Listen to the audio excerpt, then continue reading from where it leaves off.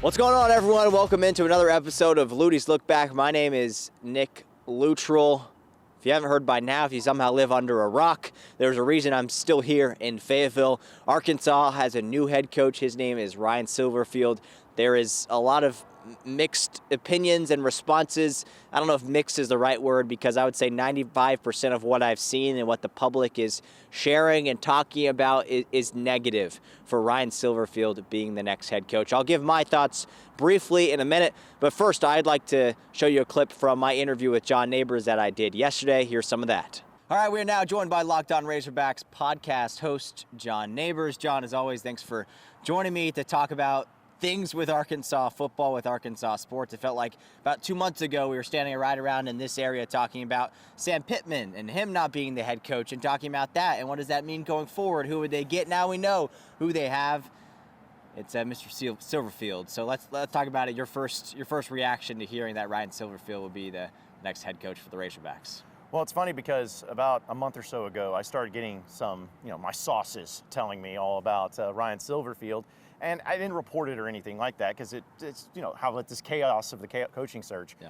But I did some research into it and I was like, okay, maybe see his record, see what he's doing and everything. But then kind of things took off and you heard about Alex Golesh, you heard about Eric Morris. And I think that when it came to all of the hires that you could have made, Silverfield was pretty down on the list compared to those other schools or those other coaches.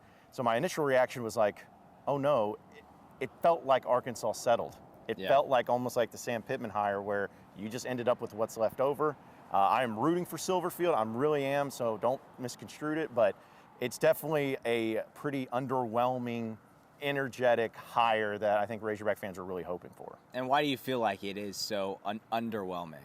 Well, part of it is because of the reports that came out this past week about Alex Golesh. I mean, people see that and people run with it and they think it's true, and I don't blame fans for feeling that way. I mean, there was some legitimacy to it at least, and so you get your hopes up for somebody, and then when it's not that, you kind of get a little bit disappointed.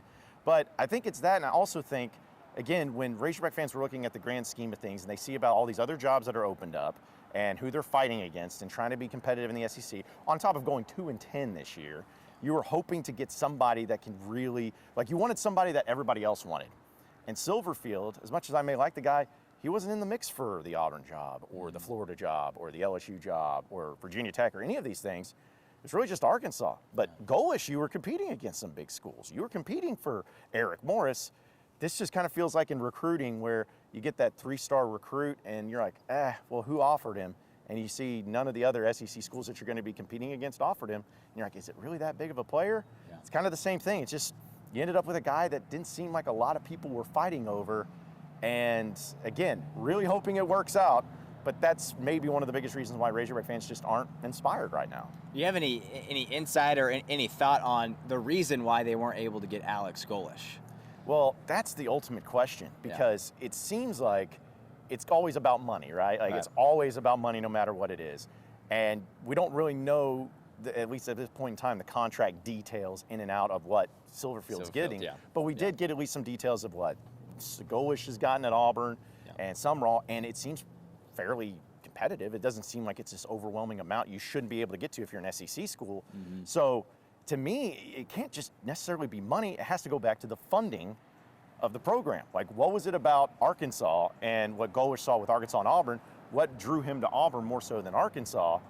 You can't help but feel like it's got to be the support system and the setup, because that was a big thing. We and you have talked about it.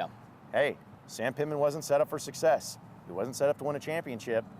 Maybe, just maybe, some coaches are a little bit apprehensive of going to a program when the athletic director says those things, maybe because there's a lot of truth to it. Yeah. Okay. We talked some of the negatives. Let's lean on the positive to offer some optimism, because it is there. Because if you take away all this Golesh stuff, you take away maybe some questionable things that people don't like about Hunter Yurachek, Silverfield isn't the worst coach in the world, the worst coach that they could have gotten. Actually, I'll ask you this first, and then we'll talk about Silverfield. Is this better than keeping on Bobby Petrino for another year? It at least sparks a debate. It really does. And it's just because you like to know what's familiar. And there's some familiarity with Bobby. People feel like, hey, if the funding is truly there for Silverfield, then maybe it was truly there for Bobby. And Bobby's a more proven head coach in some capacities. But as we know, you can't go 0-7. So, I mean, it's up for debate there. But I'm not going to just feels one way or the other strongly about it, I could see arguments for both sides. Yeah, and then looking at Silverfield's resume, I mean, this season Memphis didn't end up putting together a tremendous season. At one point, they were looking like a team that could make the college football playoff. Then they lost their last 3 games of the regular season to finish 8-4. The 2 seasons before that, double-digit winning team, a good program that he helped continue to be good. It wasn't like USF with Golish and that he took from being really bad to really good. It was a program in which it was really good, and he maintained that success until he lost these last few games. So in my opinion, and I'll hear yours, but you take out those last 3 games, it's maybe not as bad of a hire as people maybe think it is right now. Yeah, I mean, listen, if you want to look at some positives, he's never had a losing record at Memphis. I mean, he's still got to win games, and he's at least done that. He had an 11-win and a 10-win season just 2 of the last 3 years, 8-win season this year. Yeah. He also was able to, this past season, beat Alex Golish and beat Eric Morris, 2 coaches that went head-to-head. And also, they beat Arkansas. This is true. They beat you. So there are some positives there. Like, you can see where some of that's coming from. Yeah. It's just a matter of but not having the SEC experiences. Just, I know we're talking about positives. Right. That's something that people are a little bit apprehensive of. But the thing is that if you're going to go with a coach like this, and if you're trying to look for the positives, the guy was at Memphis for a while, and he never had a losing season. He always won games, and he beat some good teams, and he beat you as an SEC team, which was ironic. It led to the firing of Sam Pittman, and here we are. But the guy has at least that acumen. It's just a matter of can it translate to the SEC. Yeah, so Silverfield will be officially announced as the head coach on Thursday. It sounds like Wednesday night when Arkansas and Louisville play in a big-time basketball game at Bud Walton, he could be introduced as possibly what we're hearing. How do you think fans will react to, here's Ryan Silverfield, the new head coach of Arkansas football, when he's there in front of everybody instead of just these keyboard warriors, with all due respect? How do you think fans will actually react when they hear him, or fans are invited to this gathering that is on Thursday night when he's introduced as head coach? I think fans overwhelmingly will cheer for him, because even if you're someone who's very upset, if you're a Razorback fan that's mad about this, I don't blame you. I don't think you should be, ridiculed for that. But just direct your frustrations to the right area. Ryan Silverfield, you don't need to boo him. You don't need to have any issues with him.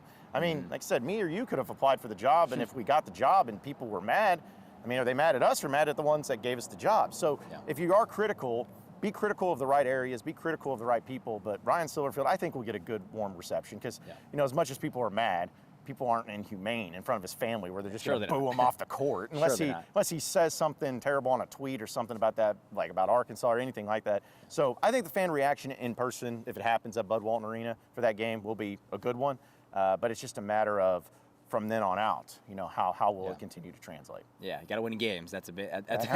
Unfortunately, we got to wait a while for that to happen. But hey, transfer portal though will show a lot about the funding of this team and of this program.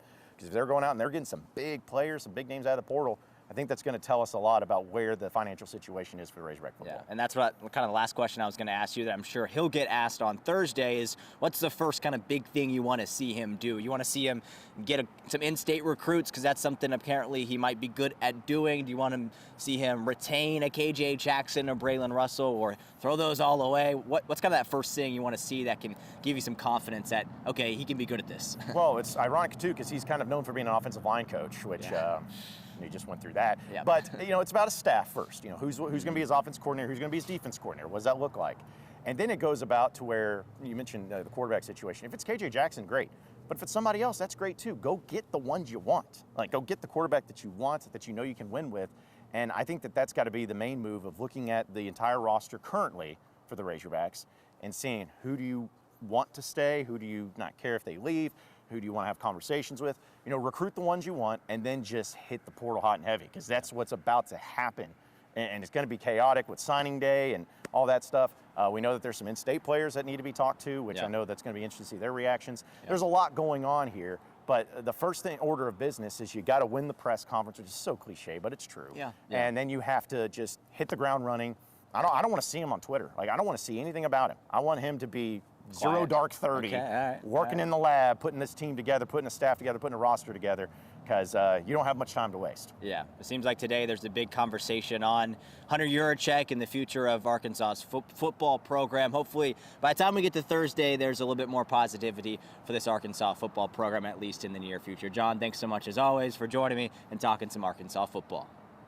It's always good catching up with Mr. Nabors. I gave a little bit of my opinion there. I want to give briefly a little bit more before we close out this show. A day from now, I might talk more about this and give you guys more of my thoughts. But my biggest thing is, I think in a couple of days after this has settled, it'll be okay. And I really hope a year from now we'll look back at this and laugh. And we'll be like, man, I'm glad we got Ryan Silverfield on our side. Because he just led us to the national... No, maybe not quite that much. But I really hope we get a chance to look back at this episode, at these events, at the little protest that has happened, and look back and just laugh on it and say, that was not that big of a deal, you know? I don't feel that way right now. I'm just kind of predicting the future here a little bit. At least in a few days from now, I know things will have settled down. I know they will. There's not going to be any other small little protest. And I understand people are still mad at Hunter Yurachek, and I think that's getting more valid as the days go along. And this is it for him, you know? This is his hire. And if it's not successful, then you folks at home, you get what you want. And I think most of you at home, at least what it seems like, is that you want Yurachek gone. And I don't know if that's exactly the answer, but I do agree that if Silverfield doesn't work out as the head hog, then I do agree that's on Yurachek and it's his time to go. So the pressure's on him. We knew that going into this. And I think the reason why this is also negative right now, and it feels this way as I'm taping this on a Sunday afternoon, Sunday evening, is because we bought into Alex Golesh.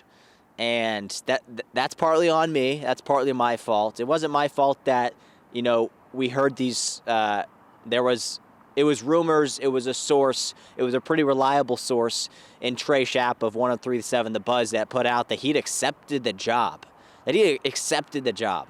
And I think just people got excited about that. They bought in. And we had heard, okay, now Florida's going for him. Now Auburn's going for him. Now Ole Miss is going for him.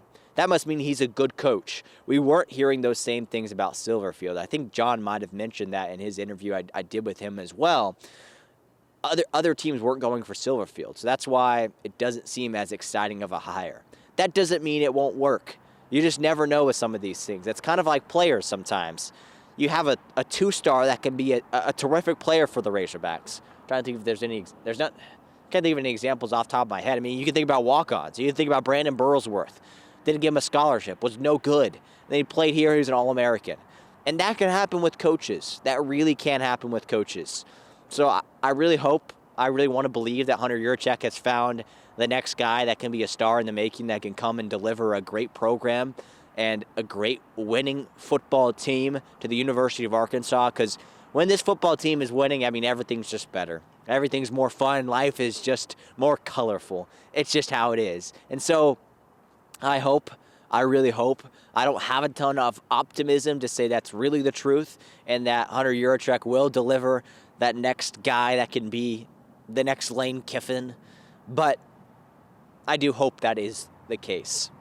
But I just wanted to offer some little bit of optimism here at the end of my show because there's just so much negativity surrounding it right now, and I want to remind fans that there is still hope out there, and there's still a chance that he could come and have a good season for Arkansas.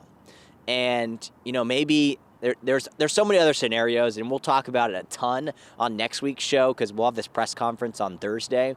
We'll talk about it a ton there, but there's so many scenarios we don't know yet about his contract details. We don't know exactly what happened, why they didn't get Alex Golesh. Maybe they could pay Silverfield a little bit less. Golesh wanted more, wanted to go somewhere else. That makes sense. So if you pay Silverfield less, maybe you can use that money elsewhere. It's tough. It really is tough. But all you got to do is win football games. And even if you don't have the most money, you can still win some football games. It's still possible. We've seen it done. You can't build an amazing program like an Ohio State or an Alabama without the funding, but you can pull off a couple wins, and you can pull off like a couple of upset wins. I'm not saying they win 2 or 3 games next year. They might. But you can still pull off a couple upset wins, put together a good season next year, buy some hype into this program that hopefully will be built upon. Because there's no hype right now. No one likes this hire right now is what it seems like. 95% of the public doesn't seem like they like this hire. But that can change. You win football games, that can change. So hopefully that's what Silverfield can do for this program that just needs some wins. Needs to put together some wins. And then I bet by the time the football season starts next year, people will buy in. But if they're not bought in, maybe put together a good season. Then you buy in. Then more of these donors want to give some money and hopefully win it more. So I rambled. Those are my thoughts. That's my show. That's all it is. It's me standing out here in the cold talking about Arkansas football. Hope you enjoyed it. One last quick note. The A-State Red Wolves holding on in their last game of the season to win against App State. Pretty crazy ending to the game. Red Wolves win their 6th game of the year. They'll be heading to a bowl game. We'll learn their bowl fate in the next couple weeks. So we'll talk more about them on next week's show. We'll talk more about Arkansas basketball. But, of course, we'll talk about Ryan Silverfield being the next head football coach at the University of Arkansas. Thanks so much for watching, everyone. We'll see you next week on Lutties Look Back.